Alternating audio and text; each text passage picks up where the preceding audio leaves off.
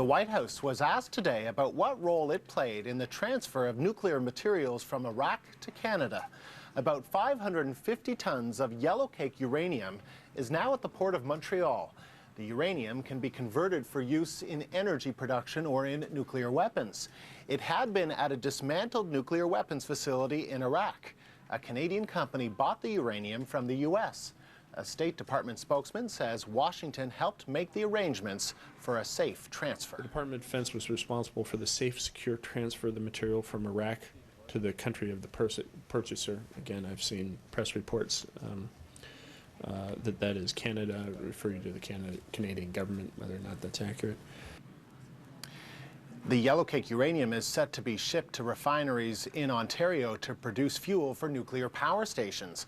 Opponents of the deal say they're worried about the risk of accidents.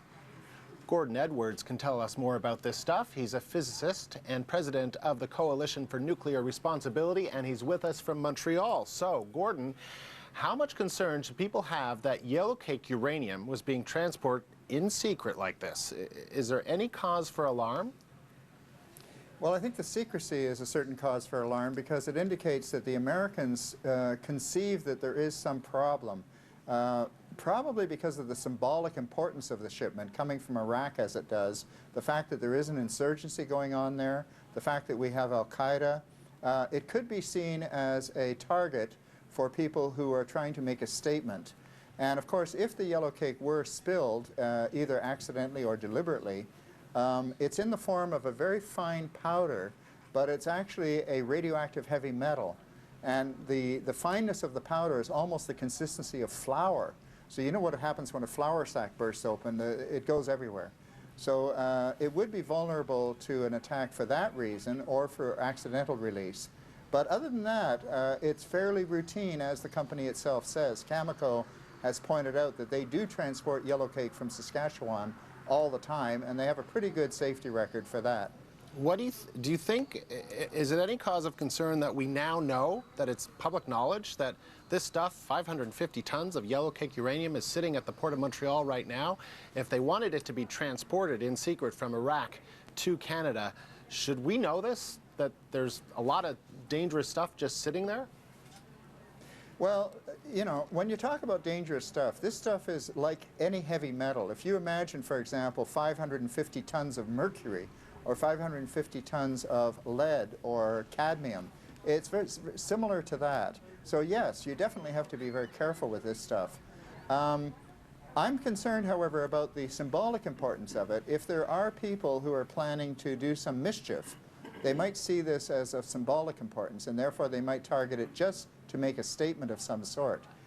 There's also another concern, I think. What would happen, sorry, if they did get up to that mischief, what could happen if they wanted to make some kind of symbolic statement, as you say? How dangerous is it?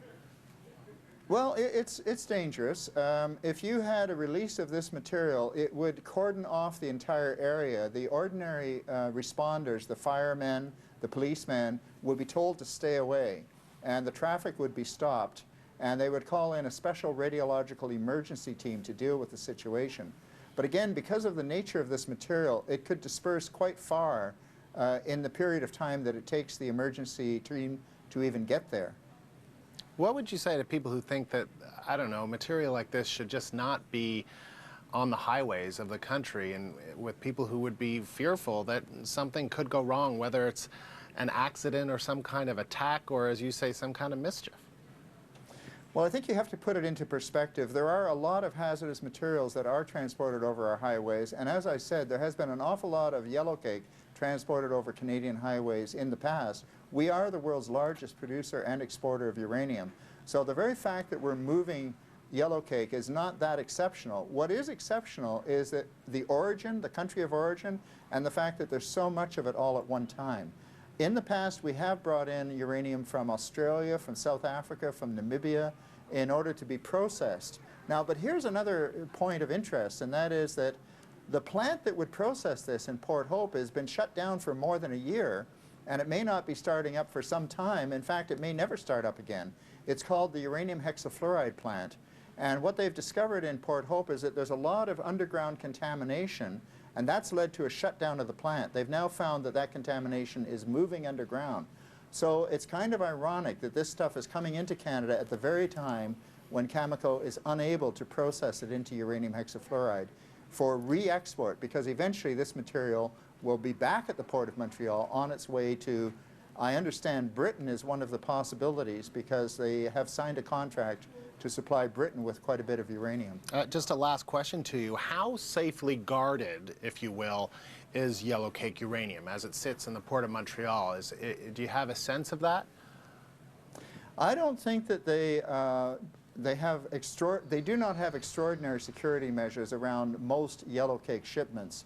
I think that in this case it may be called for, because if the American military think it's important enough to keep it top secret, then I think our government should also treat it very carefully. They must have the reasons for doing what they're doing, and I think that our authorities should act accordingly. Gordon Edwards, good to speak to you about this. Thanks very much. Thank you.